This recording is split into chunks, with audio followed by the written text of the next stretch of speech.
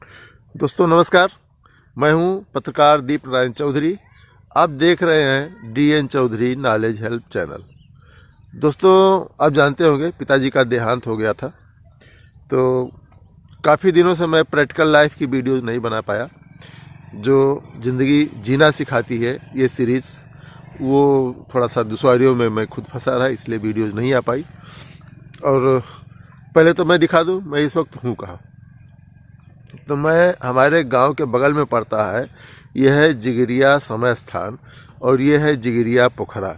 यह है समय स्थान मंदिर जो आप देख रहे हैं। और एक चीज़ मैं और दिखा दूं, अब ये भी दुर्लभ हो जाएगा, नहीं देख पाएंगे। ये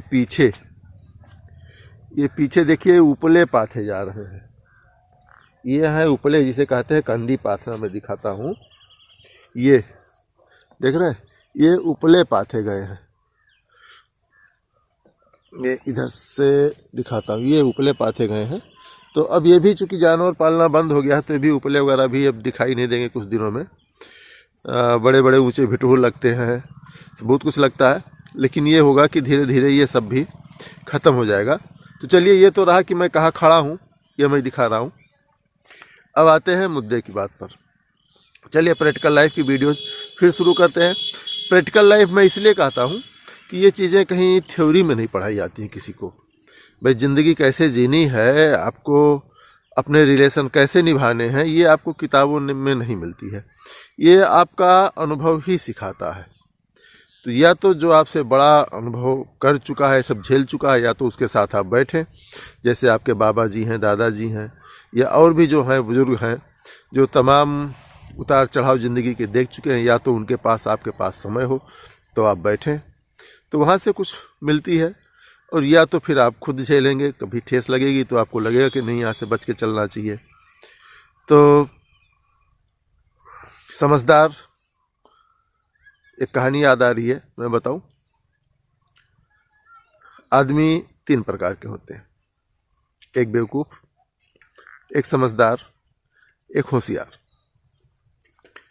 बेवकूफ़ वो है जो जाता है ठोकर खाता है नहीं, बार बार ठोकर खाता है, आप उसे बेवकूफ़ कह सकते हैं।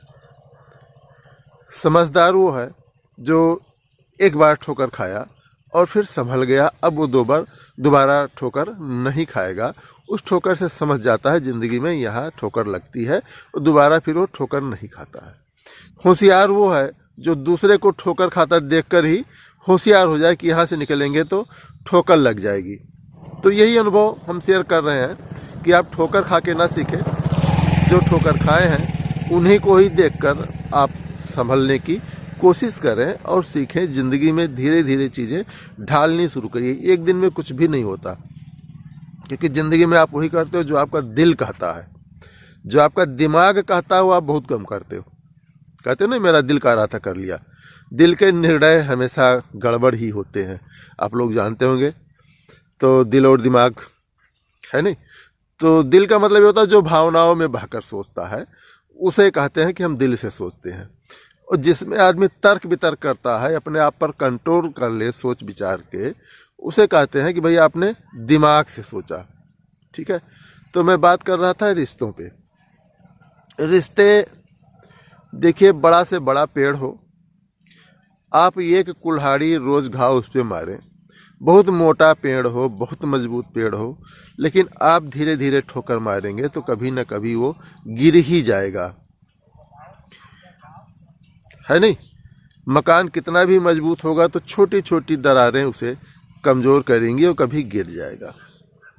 ये जो है दरारें हैं, या ये जो हम चोट लगाते हैं, ये हमारी बातें होती हैं, हमारे काम होते हैं, थोड़े थोड़े होते हैं, जिसका हम लोगों को एहसास भी नहीं होता कि हम क्या कर रहे हैं। अगले की भावनाओं को हम कितना ठेस पहुंचा रहे हैं, इसका एहसास भी नहीं करते हैं।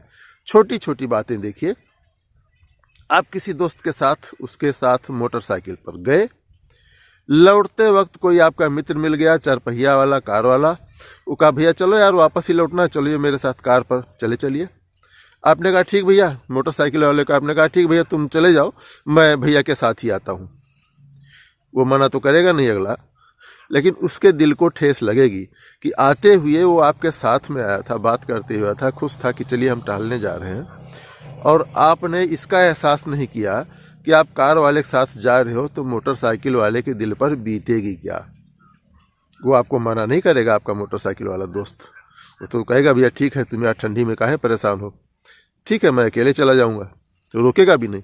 लेकिन कभी एहसास करिए कि उसके दिल पर आपने ठेस कहीं ना कहीं पहुंचाई है।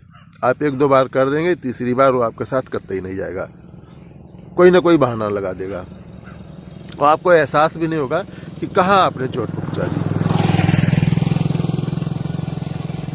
अपना थोड़ा सा अनुभव मैं बताऊं इसमें, इसी मुद्दे पे अनुभव। मेरी एक महिला मित्र थी 15-20 साल पहले, जो एक पार्टी में यूँ समझिए कि बहुत बढ़िया भाषण देती थी, बहुत बढ़िया भाषण देती थी मंच से। रेहरा कार्यक्रम था, गोंडा कार्यक्रम था, कई जगह पर कार्यक्रम था। तो मैं भी चूँकि उसी पार्टी से जुड़ा हुआ था, तो होता ये था कि मेरे पास उस वक्त एक राजदूत मोटरसाइकिल थी, तो हम लोग साथ में ही निकल जाते थे जहाँ कार्यक्रम होता था। वो भी किसी चरपहिया के गाड़ी का इंतज़ार नहीं करती थी कि कोई चरपहिया भेजे तब हम जाएं भाषण करने, रास्ते में निकल लेते थे। और उनका ये था कि रास्ते में जो भाषण तैयार करती थी उस दिन के लिए, वो मुझे बताती रहती कि मित्र देखिए आज मैंने ये तैयार किया है, तो थोड़ा सा करेक्शन या ये बोलना है नहीं बोलना है, ये बोलने से आपत्ति इसमें हो सकती है। वो हम लोग अपना डिस्कस करते हुए निकल जाते थे, और वो भाषण करती थी, तालियां गूंजती थी, बहुत ओजस्वी भाषण करती थी।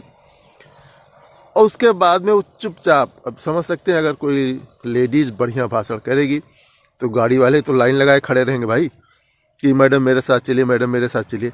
लेकिन वो निकलती थी, फिर मेरे उसी राजदूत पे, पुरानी वाले पे बैठती थी, और हम लोग देर सवेर वापस आ जाते थे। कभी कभी तो काफ़ी रात हो जाती थी आने में।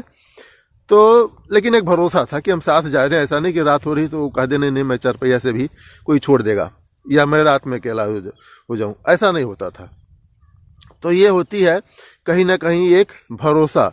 उसने मेरा भरोसा जीत रखा था, मैंने उसका भरोसा जीत रखा था कि हम दोनों एक सच्चे मित्र हैं, एक दूसरे को सपोर्ट करते हैं, और कभी भी किसी भी हालत में एक दूसरे पर भरोसा है, फुल कॉन्फिडेंस है।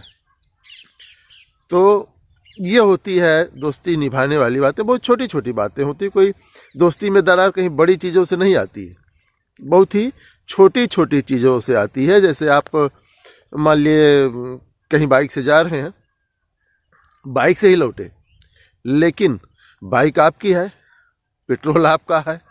अब अगला सोच रहा है कि अगर चाय पानी कहीं पिया तो खर्चा भी आप करो।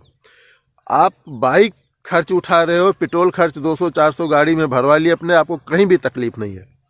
लेकिन अगर वो बंदा अगला चाय का भी आप पर खर्च नहीं करता है, कहीं आपने पिया 10 रुपए की चाय, अगर वो ऑफर नहीं करता है, या तो बोल दे भाई कि मेरे पास पैसे नहीं है आज, या ऐसी है तो आज आप देख लीजिए मैं खर्च नहीं कर पाऊंगा, कहीं आपको अफसोस नहीं होगा।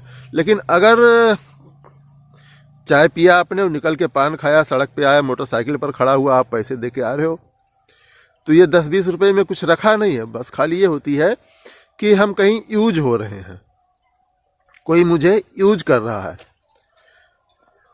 तो देखिए अब समझना आपको है कि आपको कोई यूज कर रहा है कि नहीं कर रहा। अगर आपको यूज कोई कर रहा है तो फिर तो मेरी यही सलाह होगी कि 1-2 बार आप देख लीजिए, उसके बाद यूज होना बंद हो जाइए, यूज मत होने दीजिए अपने आप को।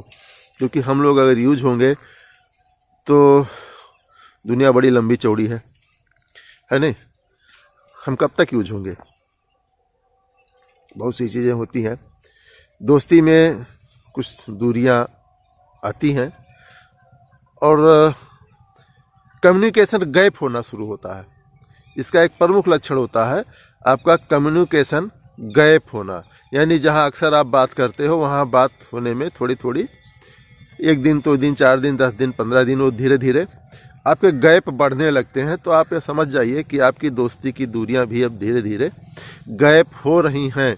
अब आप उसको थोड़ा सा रिपेयर करना शुरू करिए। अगर लगता है आपको कि दोस्ती ज़रूरी है, कहीं कन्फ्यूजन है, तो आप उसे उस कन्फ्यूजन को दूर करने की कोशिश करिए। आप देखिए, हर जगह ईगो नहीं लगाना चाहिए, ठीक है।